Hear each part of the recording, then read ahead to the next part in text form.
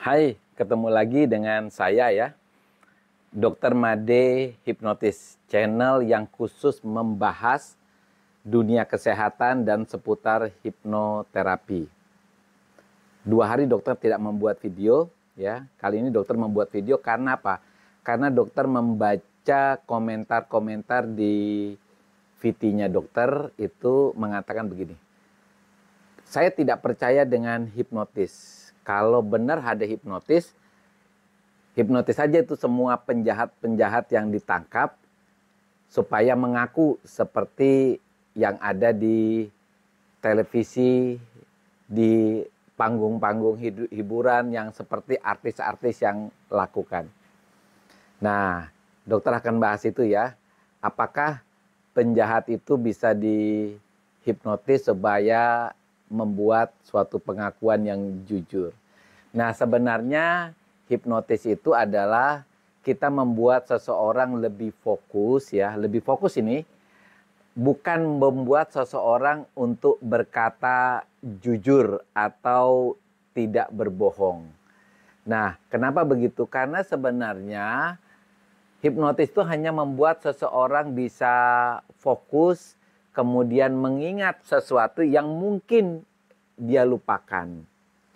Nah, kalau seseorang penjahat kita hipnotis, dalam keadaan hipnotis pun sebenarnya seseorang itu masih dalam kesadaran penuh.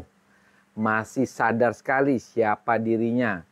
Dan ketika dia yakin bahwa keterangan yang diungkapkan itu bisa membahayakan dirinya, tentu dia bisa berdusta. Ya, masih bisa berbohong. Karena hipnotis itu hanya membuat seseorang bisa fokus. Jadi kalau kita lakukan kepada saksi atau kepada korban mungkin bisa. Karena bisa saja toh seseorang korban karena trauma, dia bisa blank dan dia bisa lupa apa yang terjadi pada saat kejadian. Nah, ini bisa kita hipnosis supaya dia bisa mampu mengingat kejadian yang terjadi pada saat itu. Begitu juga dengan saksi. Tapi kalau pelaku kejahatan karena dia masih sadar penuh, masih bisa berdusta, tentu kesaksian dalam keadaan terhipnotis pun tidak bisa dipercaya ya, karena hipnotis itu bukan bisa membuat seseorang bisa jadi jujur atau tidak berdusta.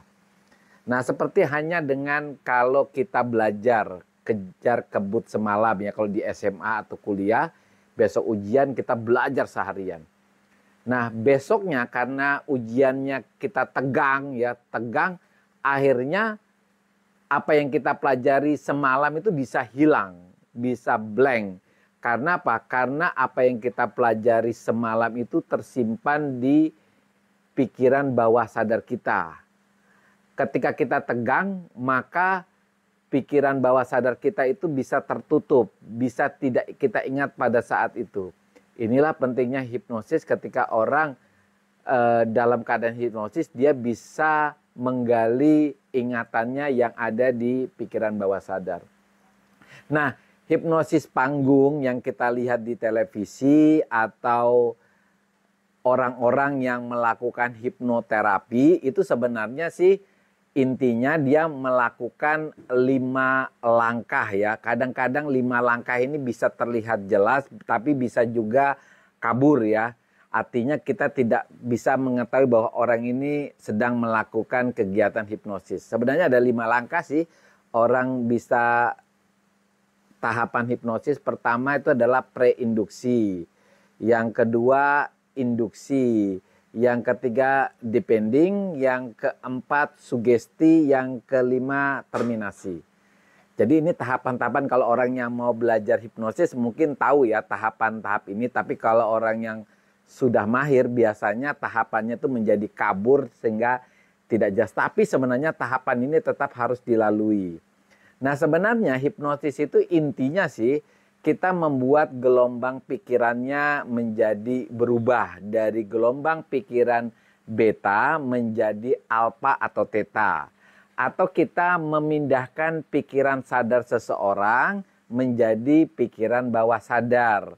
Atau kita pernah dengar istilah otak kiri dan otak kanan. Nah, hipnosis itu memindahkan otak kiri kita menjadi otak kanan.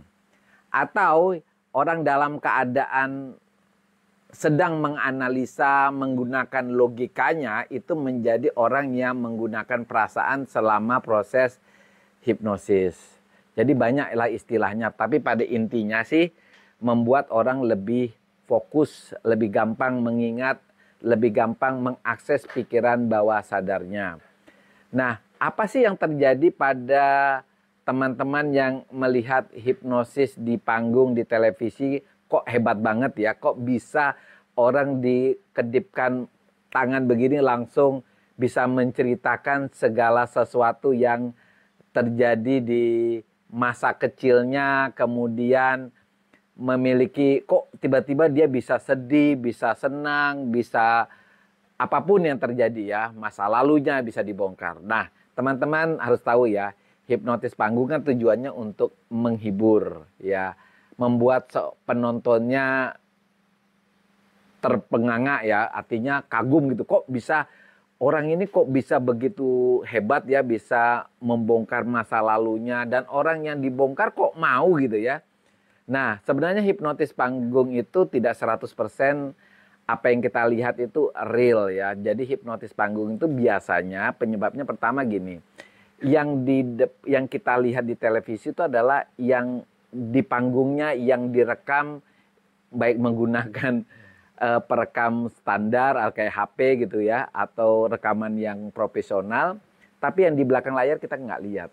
Jadi orang tersebut anggap aja namanya A dan B, biasanya kan pasangan, satu yang laki dan satu yang perempuan. Nah, orang ini itu sudah dalam keadaan hipnosis.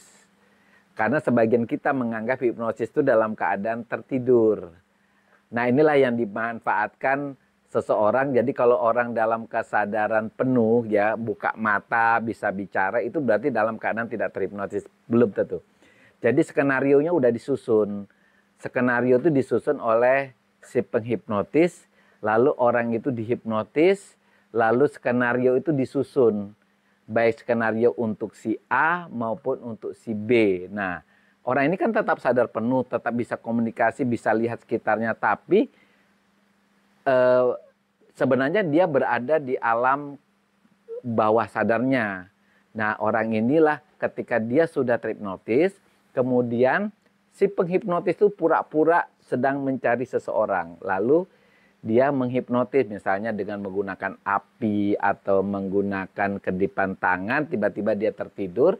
Nah, apa yang diomongkan itu adalah sebenarnya skenario yang sudah disusun sebelumnya, dimasukkan ke pikirannya seseorang. Nah, seolah-olah orangnya mengungkapkan pikiran bawah sadar. Bahkan namanya pun bisa saja nama samaran. Kisahnya pun bisa aja kisah samaran. Oke. Nah, perasaan senang, perasaan sedih itu bisa muncul karena orang tersebut itu memang pernah memiliki perasaan itu. Bagaimana? Manusia kan pasti pernah memiliki perasaan yang senang, perasaan sedih itu pernah lah. Apapun peristiwanya pasti pernah. Dan itu perasaan itu bisa gampang diungkapkan, dirasakan kembali ketika berada di alam bawah sadar. Bahkan pikiran bawah sadar kita tuh menyimpan memori yang luar biasa ya. Dari kita kecil sampai kita dewasa sekarang, itu memorinya tersimpan. Sehingga ketika diakses melalui proses hipnotis, kita bisa mengingat semua. Dari pengalaman kita di sekolah dasar, bahkan kita kecil pun kita bisa tahu. Jadi teman-teman misalnya gini, tiba-tiba mengingat, kok saya pernah dengar suara ini ya waktu saya kecil ya, gitu. Oh, kok saya pernah melihat tempat ini ya waktu saya kecil. Nah, sebenarnya kita sedang mengakses pikiran bawah sadar kita. Mungkin ya, mungkin saja. Nah, itulah teman-teman sekilas tentang hipnosis dan menjawab rekan-rekan yang bertanya tentang kenapa penjahat tidak dihipnotis saja supaya buat mengaku. Oke? Teman-teman tetap semangat.